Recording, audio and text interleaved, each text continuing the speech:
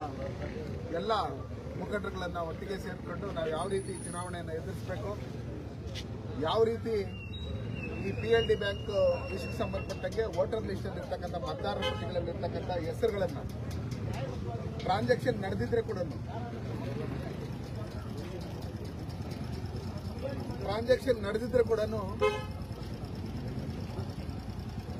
ಸರ್ಕಾರ ಅವ್ರದಿದೆ ಅಂತ ಹೇಳಿ ಅದನ್ನ ದುರುಪಯೋಗ ಪಡಿಸ್ಕೊಂಡು ನಮ್ಮ ಮಾಜಿ ಶಾಸಕರಾದಂತ ಎಂ ನಾರಾಯಣಸ್ವಾಮಣ್ಣವ್ರದ್ದು ವೋಟ್ ಲಿಸ್ಟ್ ಅಲ್ಲಿ ಹೆಸರು ತೆಗೆಯುವಂತ ಕೆಲಸಗಳನ್ನು, ಅದೇ ರೀತಿಯಲ್ಲಿ ಸುಮಾರು ಜನ ಶಂಕರಣ್ಣವ್ರದ್ದು ಹೆಸರುಗಳು ಅವರು ಸುಮಾರು ಸಲ ಅಧ್ಯಕ್ಷರಾಗಿದ್ದಂತವರು ಇನಾನಿಮಸ್ ಮೆಂಬರ್ ಆಗ್ತಾ ಇದ್ದಂತವರು. ಈ ತರ ನೋಡಿದಾಗ ಸುಮಾರು ಜನಗಳದು ನೂರಾರು ಜನಗಳ ಭಾರತೀಯ ಜನತಾ ಪಾರ್ಟಿ ಮತ್ತೆ JDS ಸಂಬಂಧಪಟ್ಟಂತೆ ಯಾರ್ಯಾರು PLD ಬ್ಯಾಂಕ್ ಅಲ್ಲಿ ಇದ್ರು ಅವ್ರನ್ನೆಲ್ಲ ಇವತ್ತು ವೋಟ್ ಲಿಸ್ಟ್ ಅಲ್ಲಿ ತೆಗೆಸಿರ್ತಕ್ಕಂಥದ್ದನ್ನೆಲ್ಲ ನೋಡಿದಾಗ ಈ ಬಂಗಾರಪೇಟೆ ತಾಲೂಕಿನಲ್ಲಿ ಕರ್ನಾಟಕದಲ್ಲಿ ಯಾವ ತರ ತೊಗ್ಲಕ್ ದರ್ಬಾರ್ ನಡೀತಾ ಇತ್ತು ಅದೇ ರೀತಿಯಲ್ಲಿ ಸರ್ವಾಧಿಕಾರಿ ಧೋರಣೆಯನ್ನ ಇವತ್ತು SN ನಾರಾಯಣಸ್ವಾಮಿ ಅವರು ಈ ಸ್ಥಳೀಯ ಶಾಸಕರು ಮಾಡ್ತಾ ಇದ್ದಾರೆ.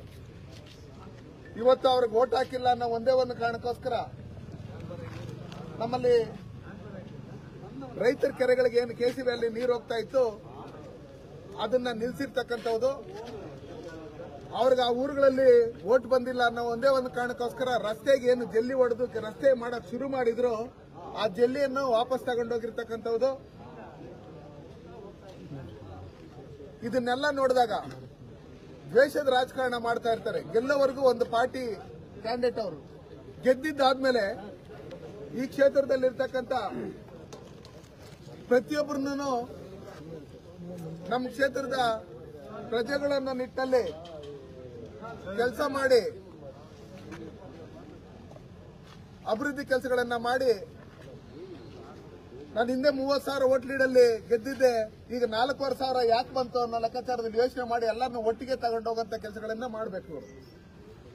ಅದನ್ನ ಬಿಟ್ಟು ಇವತ್ತು ದ್ವೇಷ ರಾಜಕಾರಣ ಮಾಡಿ ಯಾರಾದ್ರೂ ಸ್ವಲ್ಪ ಜೋರಾಗಿ ಮಾತಾಡಿದ್ರೆ ಅವ್ರ ಮೇಲೆ ಕೇಸ್ ಹಾಕಂತವ್ದು, ಅಟ್ರಾಸಿಟಿ ಕೇಸ್ ಹಾಕ್ಸಂತವ್ದು, ಬೆದರ್ಸಂತವ್ದು ಇದನ್ನೆಲ್ಲ ಮಾಡ್ತಾ ಇದ್ದಾರೆ. ಅದು ಹೋಗ್ಲಿ, ನಾವು ಮುಂದಿನ ದಿನಗಳಲ್ಲಿ ಚುನಾವಣೆಯಲ್ಲಿ ಯಾವ ರೀತಿ ಅವ್ರಿಗೆ ಅದಕ್ಕೆ ಉತ್ತರ ಕೊಡಬೇಕಂತ ಹೇಳಿ ಜನ ತೀರ್ಮಾನ ಮಾಡಿದ್ದಾರೆ. ಅದನ್ನ ಮಾಡೋಣ ಅಂತ ಯೋಚನೆ ಮಾಡ್ತಾ ಇದ್ರೆ ಇವತ್ತು ಗಾಲ್ಫ್ ಸಂಬಂಧಪಟ್ಟಂತ ಜಾಗ ಏನಿತ್ತು ಸುಮಾರು 54 ಎಕರೆ ಜಾಗವನ್ನ ಹಿಂದೆ DK ರವಿ ಅವರಿದ್ದಾಗ ಈ ಜಾಗ ಬೋಗಸ್ ಆಗಿದೆ, ಇದರಲ್ಲಿ ಇಂತಿಂತ ತಪ್ಪುಗಳಾಗಿದೆ ಅಂತ ಹೇಳಿ ವರದಿ ಕೊಟ್ಟು ಏನು DC ಅವರು DK ರವಿ ಅವರು ಆದೇಶ ಮಾಡಿದ್ರು ಅದನ್ನ ಇವತ್ತು ಕರ್ನಾಟಕ ರಾಜ್ಯದಲ್ಲಿರ್ತಕ್ಕಂಥ ಸಿದ್ದರಾಮಯ್ಯನವರ ಕಾಂಗ್ರೆಸ್ ಸರ್ಕಾರ ಇವತ್ತು ರೈತರು ಯಾವ್ದಾದ್ರು ನಮಗೆ 20-30 ಸೈಟ್ ಕೊಡ್ರಿ ನಾವು ವಾಸ ಮಾಡೋದಕ್ಕಂತೇಳಿ 100 ಸಲ ಯೋಚನೆ ಮಾಡ್ತಾ ಇರ್ತಕ್ಕಂಥ ಈ ಸರ್ಕಾರ ಇವತ್ತು ಸುಮಾರು 50 ಎಕರೆಗೂ ಹೆಚ್ಚಿಗೆ ಜಾಗವನ್ನ ಸರ್ಕಾರಕ್ಕೆ ಹಣ ಕಟ್ಟಿ ಅವ್ರ ಹೆಸರು ಮಾಡ್ಕೊಳ್ಳೋದಕ್ಕೆ ಇವತ್ತು ಹೋಗ್ತಾ ಇದ್ದಾರೆ.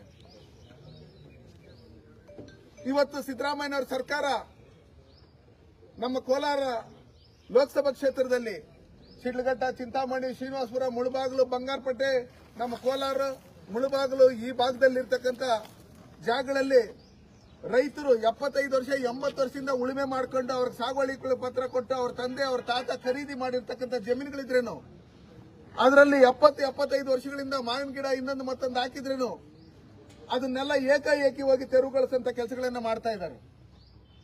ಇವತ್ತು ಆ ಗಾಲ್ಫ್ ಅಲ್ಲಿ ಇರ್ತಕ್ಕಂಥ ಜಾಗ 54 ಎಕರೆ ಏನ್ ಜಾಗ ಇದೆ ಆ ಜಾಗವನ್ನ ಇವರು ಎಲ್ಲ ದಾಖಲಾತಿಗಳನ್ನ ತಿದ್ದಿ ನಮಗೆ ಮಾಡಿಕೊಡ್ಬೇಕು ಅನ್ನೋ ಲೆಕ್ಕಾಚಾರದಲ್ಲಿ ಇವತ್ತು ಸಿದ್ದರಾಮಯ್ಯನವರ ಸರ್ಕಾರ ಹೋಗಿ ಅವರನ್ನು ಸಿದ್ದರಾಮಯ್ಯನವರ ಸರ್ಕಾರದವರು ಇದರಲ್ಲಿ ಪಾಲ್ದಾರರಾಗಿ ಏನೋ ದುಡ್ಡು ಗಿಡ್ಡು ಇಸ್ಕೊಂಡಿದಾರೋ ಏನೋ ಗೊತ್ತಿಲ್ಲ. ಸಿದ್ದರಾಮಯ್ಯನವರ ಸರ್ಕಾರ ಇಸ್ಕೊಂಡು ಇವತ್ತು ಸರ್ಕಾರಿ ಮಂಗಯ್ಯನ ದಿನ್ನೆ survey number 1, survey number 2, survey number 3, survey number 4, survey number 5 ಇದರಲ್ಲಿ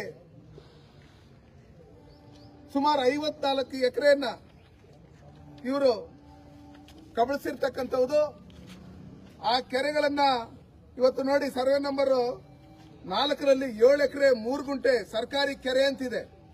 ಸರ್ವೆ ನಂಬರ್ 12ರಲ್ಲಿ 1 ಎಕರೆ 20 ಗುಂಟೆ ಕೆರೆ ಅಂಗಳ ಅಂತಿದೆ. ಸರ್ವೆ ನಂಬರ್ 16ರಲ್ಲಿ 1 ಎಕರೆ 27 ಗುಂಟೆ ಕೆರೆ ಅಂಗಳ ಅಂತಿದೆ.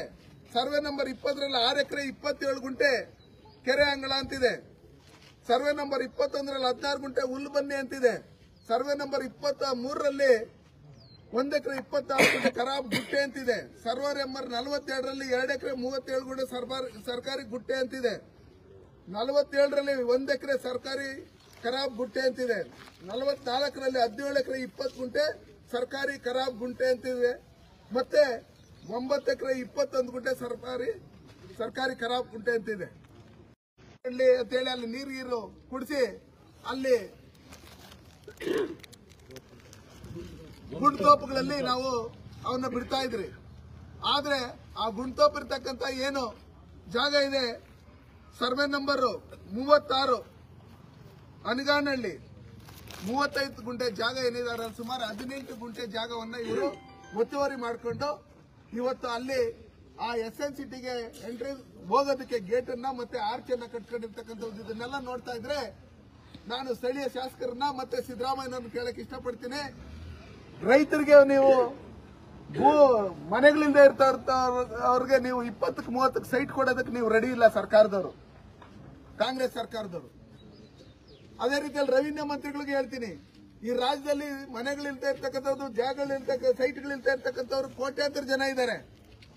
ಅಂತವ್ರಿಗೆ ನೀವು ಸೈಟ್ ಕೊಟ್ಟಿದ್ರೆ ನಾವು ನಿಮ್ಮನ್ನ ಶಬಾಷ್ ಅಂತ ಇದ್ರಿ. ಆದ್ರೆ ನೀವು ನಿಮ್ಮ ಪಾರ್ಟಿ MLA ಸಪೋರ್ಟ್ ಮಾಡಕ್ ಹೋಗಿ ಕ್ಯಾಬಿನೆಟ್ ಅಲ್ಲಿ ಇಟ್ಟು ಇದನ್ನ ನಾವು 54 ಎಕರೆ ಏನ್ ಸರ್ಕಾರಿ ಜಾಗ ಇದೆ, ಇದನ್ನ ನೀವು ಒಂದು ಯಾರೋ ಬಿಲ್ಡರ್ಗೆ ಈ ಸರ್ಕಾರಿ ಜಮೀನುಗಳನ್ನ ತಿದ್ದುಪಡಿ ಮಾಡ್ಕೊಂಡು ಬೇರೆ ಬೇರೆ ರೀತಿಯಲ್ಲಿ ಇದ್ ಮಾಡ್ಕೊಂಡು ನಮ್ಗೆ ಮಾಡ್ಕೊಡಿ ಅಂತ ಹೇಳಿ ಇಷ್ಟು ಕೊಡ್ತೀರಿ ಅಂತ ಹೇಳಿ ನಿಮ್ಮ ಹತ್ರ ವ್ಯಾಪಾರ ಕೂತ್ಕೊಂಡಿರ್ತಕ್ಕಂಥವ್ರ ಹೆಸರಿಗೆ ನೀವು ಇವತ್ತು ಅದನ್ನು ಮಾಡಕೊಟ್ಟಿರ್ತಕ್ಕಂಥವ್ರು ನೋಡಿದ್ರೆ ನಾಚಿಕೆ ಆಗ್ಬೇಕು ಈ ಕಾಂಗ್ರೆಸ್ ಸರ್ಕಾರಕ್ಕೆ. ನಾನು ದಯಮಾಡಿ ಸಿದ್ದರಾಮಯ್ಯನವರಿಗೆ ಮತ್ತೆ ರೆವಿನ್ಯೂ ಮಂತ್ರಿಗಳಿಗೆ ಹೇಳ್ತೀನಿ, ಮತ್ತೆ ಏನು ನಮ್ಮ ಈ ಸೆಕ್ರೆಟರಿ ಕಟಾರಿ ಅವರಿದ್ದಾರೆ, ಪ್ರಿನ್ಸಿಪಲ್ ಸೆಕ್ರೆಟರಿ, ನಿಮ್ಗೆಲ್ಲರಿಗೂ ಹೇಳೋದಿಷ್ಟೇ, ನಾನು ನಿಮ್ಗೇನಾದ್ರು ಈ ಕರ್ನಾಟಕ ರಾಜ್ಯದ ಜನತೆ ಬಗ್ಗೆ, ದೀನದಲಿತರ ಬಗ್ಗೆ, ಬಡವರ ಬಗ್ಗೆ, ಯಾವುದೇ ಜಾತಿಯ ಬಡವರ ಮನೆಗಳಿಂದ ಇರ್ತಕ್ಕಂಥವ್ರಿಗೆ ಏನಾದ್ರು ನೀವು ಸೈಟ್ ಕೊಡ್ತೀರಿ ಅನ್ನೋ ಲೆಕ್ಕಾಚಾರದಲ್ಲಿ ಇದ್ದಿದ್ರೆ ನಾವು ನಿಮ್ಮನ್ನ ಶಬಾಷ್ ಅಂತ ಇದ್ರೆ, ಇವತ್ತು ನೀವೇನು ಬಂಗಾರಪೇಟೆ ತಾಲೂಕಲ್ಲಿ 106 ಎಕರೆ ಜಮೀನುಗಳನ್ನ ಇವತ್ತು ಬೋಗಸ್ ಡಾಕ್ಯುಮೆಂಟ್ಸ್ ಗಳನ್ನ ಮಾಡ್ಕೊಂಡು ನಮಗೆ ಮಾಡ್ಕೊಡಿ ಅಂತ ಹೇಳಿದಾಗ ನೀವು ಬಿಲ್ಡರ್ಗಳಿಗೆ ಸಪೋರ್ಟ್ ಮಾಡ್ತಾ ಇರ್ತಕ್ಕಂಥದ್ದು ಯಾವ ರೀತಿಯಾದಂತ ನ್ಯಾಯ ಇದೆ? ಹಿಂದೆ DK ರವಿ ಅವರು ಆದೇಶ ಮಾಡಿರ್ತಕ್ಕಂಥದ್ದು ಅಂದ್ರೆ DC ಇದಕ್ಕೆ ನಿಮ್ಗೆ ಮನ್ನಣೆ ಇಲ್ವಾ? ಕೆರೆ ಜಮೀನುಗಳನ್ನ ನೀವು ಒಂದು ಬಿಲ್ಡರ್ ಕೊಡ್ತೀರಿ ಅನ್ನೋದಾದ್ರೆ ಬೇರೆ ಜಾಗಗಳಲ್ಲಿ ಯಾರಾದ್ರೂ ಬಡವರು ಕೆರೆಗಳಿಗೆ ಏನಾದ್ರು ಒಂದಡಿ ಹೋದ್ರೆ ನೀವು ಅವ್ರನ್ನ ತೆರವುಗೊಳಿಸಂತ ಕೆಲಸಗಳನ್ನ ಮಾಡ್ತೀರಿ. ಹಂಗಿರ್ತಕ್ಕಂಥ ಸಂದರ್ಭದಲ್ಲಿ ನಿಮ್ಮ ಶಾಸಕರಾದಂತಹ ಬಂಗಾರಪೇಟೆ ಶಾಸಕ SN ನಾರಾಯಣಸ್ವಾಮಿ ಅವರು ಅವ್ರು ಮಾಡಿರ್ತಕ್ಕಂಥ SNCTಯಲ್ಲಿ ಇರ್ಬೋದು, ಆ ಗಾಲ್ಫ್ ಅಲ್ಲಿ ಇರೋದು, ಅದು ಅವ್ರು ನಮ್ಮ ಹೆಸರಲ್ಲಿ ಇಲ್ಲ ಅಂತ ಹೇಳ್ಬಿಟ್ಟು ಹೇಳ್ತಾ ಇರ್ತಾರೆ. ಅವಾಗ ಅವ್ರು ಖರೀದಿ ಮಾಡ್ಕೊಂಡು ಯಾರ್ಯಾರು ಅದನ್ನ ಇಟ್ಕೊಟ್ಟಿದ್ದಾರೆ, ಯಾರ್ಯಾರ ಹೆಸರು ಸ್ಯಾಂಕ್ಷನ್ ಮಾಡಿದ್ದಾರೆ, ಯಾರ್ಯಾರು ಬೇರೆ ರಾಜ್ಯಗಳಿಂದ ಬಂದವರ ಹೆಸರಿಗೆ ಈ ಬಂಗಾರಪೇಟೆ ತಾಲೂಕಲ್ಲಿ ಓಟ್ ಹಾಕಿ ಇವ್ರನ್ನ MLA ಮಾಡಿರೋರನ್ನ ಬಿಟ್ಟು ಅವರು ಪೌಲ್ಟ್ರಿ ಫಾರ್ಮ್ಗಳಲ್ಲಿ ಕೆಲಸ ಮಾಡಂತವ್ರನ್ನ, ಮತ್ತೆ ಅವ್ರ SNCTಯಲ್ಲಿ ಕೆಲಸ ಮಾಡಂತವ್ರನ್ನ, ಮತ್ತೆ ಇಲ್ಲೇನು SN ರೆಸಾರ್ಟ್ ಇದೆ ಇದರಲ್ಲಿ ಕೆಲಸ ಮಾಡಂತವ್ರ ಹೆಸರುಗಳಿಗೆ ನೀವು ಇವತ್ತೇನು ಸಾಗುವಳಿ ಪತ್ರಗಳನ್ನ ನೀವು ಮಾಡಿದಿರಿ, ನಿಮ್ಮ ಅಧಿಕಾರ ಇದೆ ಅಂತ ಹೇಳಿ, ಮತ್ತೆ ನಿಮ್ಮ ತಾಯಿ ಹೆಸರಲ್ಲಿ ಸರ್ಕಾರಿ ಕಲ್ಲು ಬಂಡೆ ಅಂತ ಹೇಳ್ಬಿಟ್ಟು ಏನಿದೆ ಅದನ್ನ ನೀವೆಲ್ಲ ಒಟ್ಟು ಕುಟುಂಬ ಅಂತ ಹೇಳಿದಾಗ ನಿಮ್ಮ ಹೆಸರಲ್ಲಿ 106 ಎಕರೆ ಜಮೀನು ಇದ್ದಾಗ ನಿಮ್ಮ ತಾಯಿ ಹೆಸರಿಗೆ ಸರ್ಕಾರಿ ಕಲ್ಲು ಬಂಡೆ ಅಂತ ಹೇಳ್ಬಿಟ್ಟು ಹೇಳಿ ಹೆಂಗ್ ನೀವು ಅವ್ರು ನಿಮ್ಮ ತಾಯಿ ಹೆಸರಿಗೆ ನೀವು ಮಾಡ್ಕೊಂಡ್ರಿ?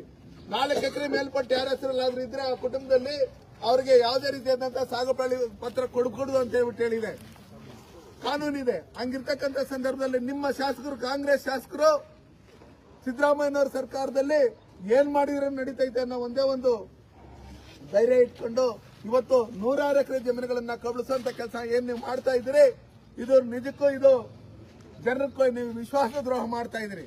ಅದಕ್ಕೋಸ್ಕರ ಇದೇ ರೀತಿಯಲ್ಲಿ ಈ ಜಮೀನುಗಳನ್ನೇನಾದ್ರೂ ನೀವು ಕ್ಯಾಬಿನೆಟ್ ಇಟ್ಟು ಇವ್ರ ಹತ್ರ ನೀವು ದುಡ್ಡು ಕಟ್ಸ್ಕೊಂಡು ಇವ್ರ ಹತ್ರ ಲಂಚ ತಗೊಂಡು ನೀವೇನಾದ್ರೂ ಅವ್ರಿಗೆ ಮಾಡ್ಕೊಡೋದೇ ಆದ್ರೆ ನಮ್ಮ ಕೋಲಾರ ಲೋಕಸಭಾ ಕ್ಷೇತ್ರದಲ್ಲಿ ಇರ್ತಕ್ಕಂಥ ರೈತರು ಎಷ್ಟೋ ಜಮೀನುಗಳನ್ನ ಇವತ್ತು ಉಳುಮೆ ಮಾಡ್ಕೊಂಡು ಅವ್ರ ಜಾಗಗಳಲ್ಲಿ ಇದ್ದಾರೆ. ಇವತ್ತು ನೀವೇನು ಫಾರೆಸ್ಟ್ ಅಂತೇಳಿ ಅವ್ರನ್ನ ತೆರವುಗೊಳಿಸ್ತಾ ಇರ್ತಕ್ಕಂಥದ್ದು, ಖರಾಬ್ ಅಂತೇಳಿ ತೆರವುಗೊಳಿಸ್ತಾ ಇರ್ತಕ್ಕಂಥದ್ದು, ಕೆರೆ ಅಂತೇಳಿ ಅಂಗಳ ಅಂತೇಳಿ ತೆರವುಗೊಳಿಸ್ತಾ ಇರ್ತಕ್ಕಂಥದ್ದು, ಇದನ್ನೆಲ್ಲ ಮಾಡ್ತಾ ಇದ್ದೀರಿ. ದಯವಿಟ್ಟು ನಮ್ಮ ಈ ರೈತರಿಗೂ ನೀವು ಹಣ ಕಟ್ಸ್ಕೊಂಡು ಅವ್ರಿಗೆ ನೀವು ಸಾಗುವಳಿ ಪತ್ರಗಳನ್ನು ಕೊಡಬೇಕು, ಅವ್ರಿಗೆ ನ್ಯಾಯ ಕೊಡಬೇಕು. ನೀವು MLAಗೊಂದು ಕಾನೂನು, ಬಿಲ್ಡರ್ಗೊಂದು ಕಾನೂನು, ನಿಮ್ಮ ಪಕ್ಷದವ್ರಿಗೊಂದು ಕಾನೂನು, ಕರ್ನಾಟಕದಲ್ಲಿರ್ತಕ್ಕಂಥ ಜನಗಳಿಗೊಂದು ಕಾನೂನು, ಇದನ್ನ ಮಾಡಿದ್ರೆ ಮುಂದಿನ ದಿನಗಳಲ್ಲಿ ನಾವು ಉಗ್ರವಾದಂತಹ ಹೋರಾಟವನ್ನು ಮಾಡ್ತೀರಿ. ನಾವು ಬಂಗಾರಪೇಟೆ ತಾಲೂಕಲ್ಲಿ ಆಗಿರ್ತಕ್ಕಂಥ ಅನ್ಯಾಯ, ಕೋಲಾರ ಜಿಲ್ಲೆಯಲ್ಲಿ ನಡೀತಾ ಇರ್ತಕ್ಕಂಥ ಏನು ಅನ್ಯಾಯ, ಬಡವರನ್ನ ಮತ್ತೆ ರೈತರನ್ನ ಒಕ್ಕಲೆಬ್ಸಂತ ಕೆಲಸಗಳನ್ನ ನೀವು ಮಾಡ್ತಾ ಇದ್ದೀರಿ.